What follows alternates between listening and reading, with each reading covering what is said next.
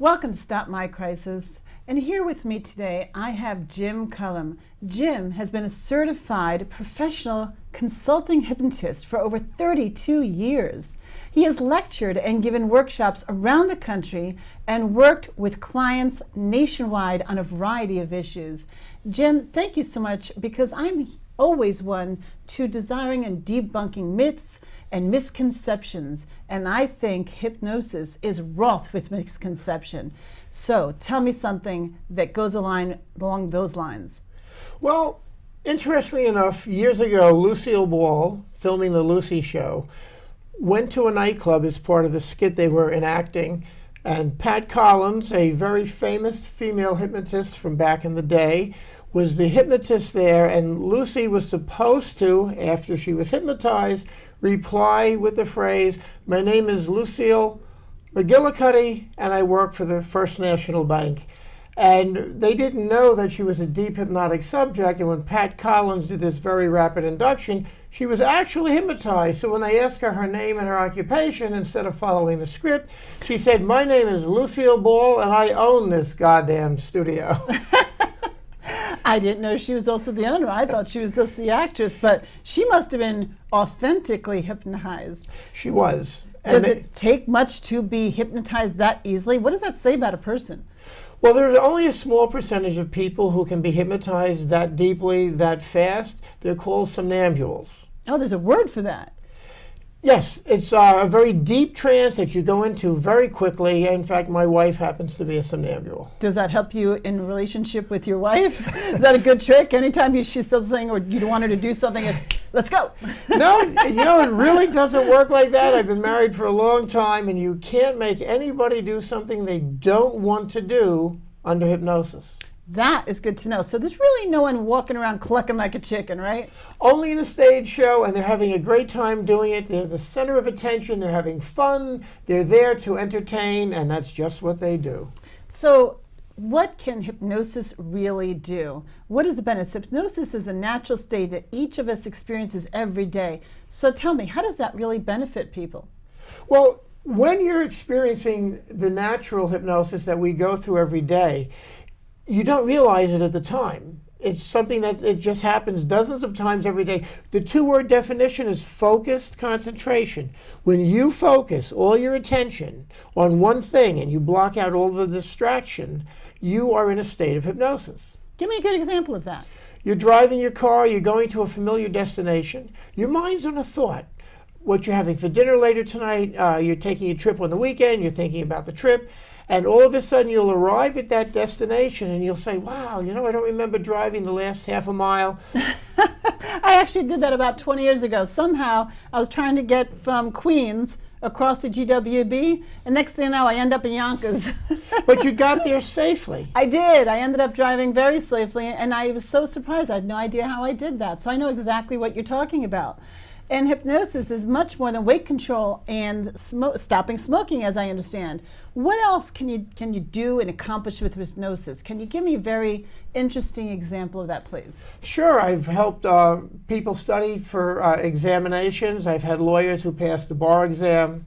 I've worked with pain control. I've worked with sports hypnosis, people playing better golf and tennis and any sport, actually, because they learn to do self-hypnosis and a rehearsal technique that we teach them. So wait a second, let's back up for a second. You said pain control?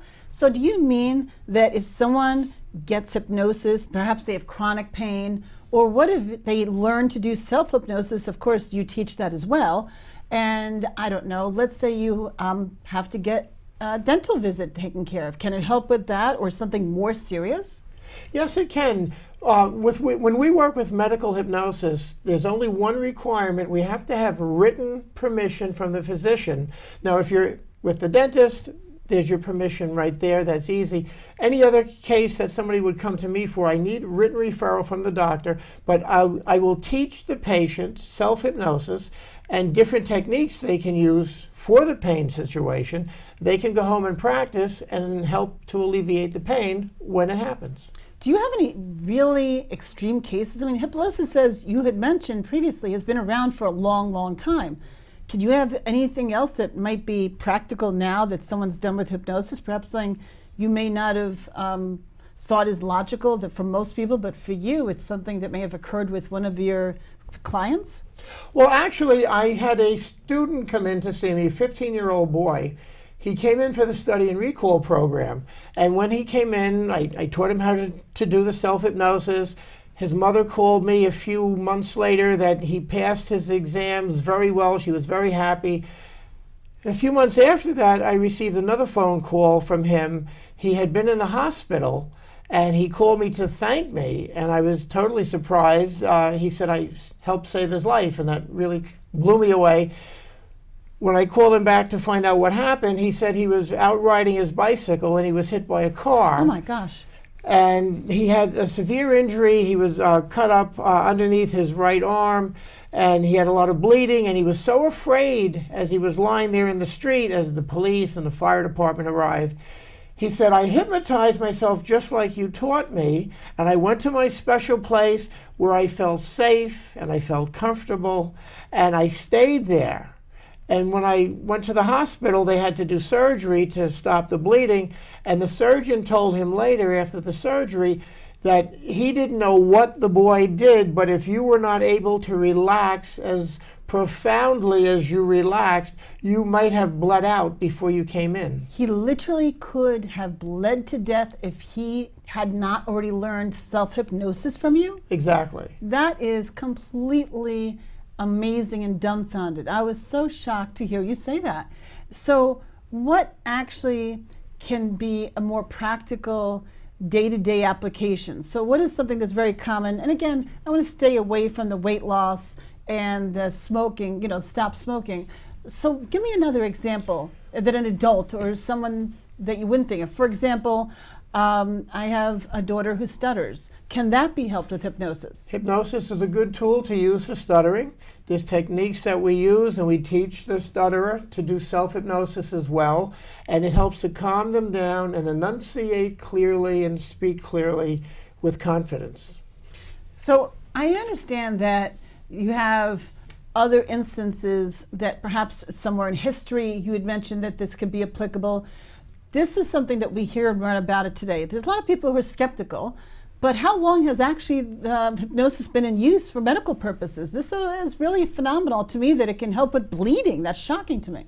Well, actually, hypnosis has been around for thousands of years. Thousands of years. It was mentioned in the Bible. Really? Yes, not by word. Hypnosis itself, the word was not coined until the 1800s by James Braid, a physician. But I think it's Genesis 22, 21, somewhere in there. Is that the Old Testament or the New Testament? The Old Testament. Just checking. And God came down to earth and put Adam in a sleep-like state and painlessly removed a rib from his body to create Eve. Oh, that was hypnosis then? Well, that's what surgical hypnosis is. And this same doctor, James Braid, in the 1800s did over 300 limb amputations using hypnosis for the anesthesia. What was the cause of doing all these amputations? Is it the war? It was the war, yes. The Civil War? No, in India. The war's in India. Oh, I see. That's amazing. So, but in today, right now we're heading into 2017. So nowadays, what type of clients do you see most regularly? What can an average person benefit from hypnosis with you? Well, I work with so many different things: stress management, people who want to do public speaking. That's a very common fear. So you help people overcome that fear. Yes, so they can get in front of the audience, 500 people, 1,000 people, and make their presentation comfortably, feeling good and getting it all out the way they'd like to. I think a lot of people's occupations may rely on a confident public speaking, even if they're not a public speaker by trade. For example, C-level executives might have to give a lot of speaking engagements, perhaps to their board of trustees. So people don't realize the different professions that need to incorporate public speaking, correct? Exactly. And so give us one more example, and we could wrap this up today because I find this really, truly fascinating. Again, I could write a book about the examples. I had been actually flown out of state to a couple who, they were both physicians. Their daughter had ulcerative colitis so severe that her doctors wanted to remove her entire large intestine My goodness. and give her a permanent colostomy. And I went to their home, and I flew out of state to visit her. I worked with her. I taught her how to do self-hypnosis. I hypnotized her several times that day and came home. I made her a CD. I sent her the CD, and she was using self-hypnosis probably 4 or 5 times every day, as well as using the CD.